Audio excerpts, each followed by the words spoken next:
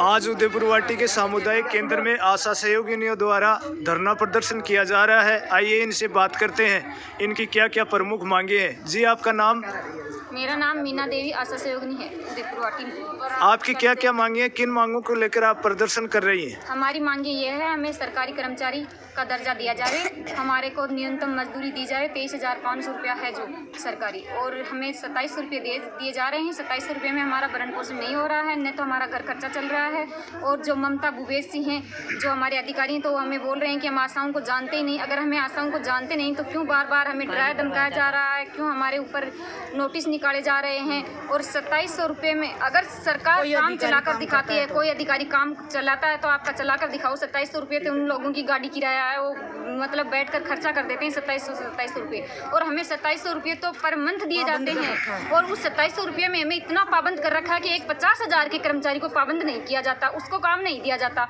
हमें any time ऐसे तैनात कर रखा है जैसे एक फौजी को तैनात बॉर्डर पर कर रखा है, ऐसे आशाओं को तैनात कर रखा है। उसके बावजूद भी आशाओं की मांगों को नहीं समझती है सरकार, उसके काम को नहीं समझती है, उसको धमकी दे रही है। हमारा कोई टाइम फिक्स नहीं है। आप धमकियाँ किसके द्वारा दी जा रही हैं आपको? हमें हमारे ऑफिस द्वारा धमकियां दी जा रही हैं। अगर आप 5 दिन पर कार्य पर नहीं लौटती हो तो आपसे सेवा से पृथक कर दिया जाएगा। हम सरकार से ये बोल रहे हैं कि हमें सेवा से पृथक कर दो, लेकिन हमारी जगह दूसरी बहनें को लगा कर देखो, और हमारे बिना अगर सरकार का काम चलता है तो चला कर देखो। हम सेवा से खुद पृथक हो जाएंगे, लेकिन एक बार सरकार आँख खोल के देखो, हमारी जगह आप काम करके बताएं। 2700 रुपये में दूसरे कर्मचारी से करा कर दिखाएं। एक झाड़ू लगाने वाला होता है ना, उसका भी 2700 रुपये से ज़्यादा होता है, वो भी 15-20 हज़ार रुपये, 40-40 हज़ार रुपये ले रहे हैं। तो क्या एक आशा झाड़ू लगाने लायक कर्मचारी भी नहीं है क्या? समझ रखा है उसको सरकार ने?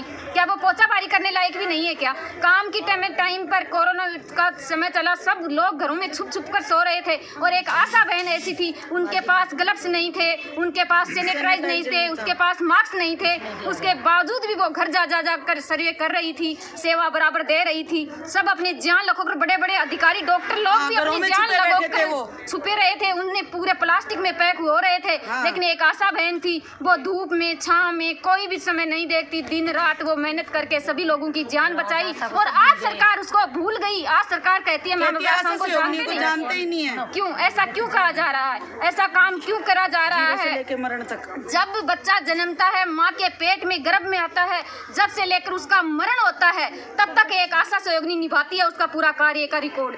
तो फिर आशाओं के साथ ये दुर्व्यवहार क्यों करा जा रहा है? अगर आप ईमानदारी से, कोई भी नेता हो, कोई भी अधिकारी हो, तो हमारे अगर सामने आए तो ईमानदारी से पेश हों, और हमारी मांगे हैं जायज़ हैं, उस जायज़ मांगों को सरकार आगे तक पहुंचाए और हमारे अधिकारी की हमारे साथ दें। अगर साथ नहीं देते हैं तो हमारे पर कोई प्रकार का दबाव नहीं डालें, और जब तक हम कार्य बहिष्कार पर हैं तब तक न कोरोना इंजेक्शन के लिए किसी को लगवाने के लिए बोलेंगे, न हम खुद लगवाएंगे, न हम पोलियो की ड्यूटी करेंगे। इस प्रकार हमारे पर कोई दबाव नहीं डाले, कोई नोटिस वगैरह नहीं डाले। आपका नाम? और अगर सरकार ये चाहती है कि आशा सहयोगिनी का कोई काम नहीं, तो सरकार हमारे ऊपर दबाव क्यों बना रही है? आपका नाम? नहीं करती तो फिर पल्स पोलियो आगे क्यों खिसका दिया कि आशा सहयोगिनी तो धरने पे बैठी हुई है। नसबंदी कैंप भी नहीं लग रहे। आपका नाम? मैं पुष्पा देवी, बड़ा गाँव, आशा सहयोगिनी। हर बार इतने सारे नसबंदी केस आते हैं जो उनको वापस आशा सहयोगिनियों पे दबाव के डालते हैं। मेडिकल वाले भी कहते हैं क्या काम करती हो आप?